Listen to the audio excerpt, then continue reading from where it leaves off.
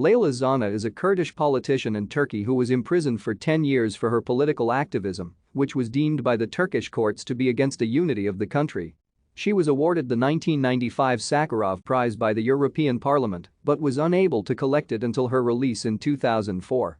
She was also awarded the Rafto Prize in 1994 after being recognized by the Rafto Foundation for being incarcerated for her peaceful struggle for the human rights of the Kurdish people in Turkey and the neighboring countries.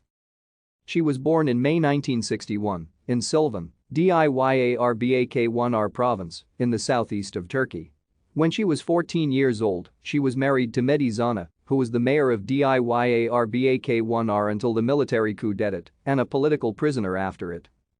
In 1991, Zana was elected to the Grand National Assembly of Turkey on behalf of the Social Democratic People's Party. She created a scandal when she spoke Kurdish on the floor of the parliament after being sworn in, even though it was known to be illegal. Thank you for watching. Like and subscribe if you would like to view more of our videos. Have a nice day.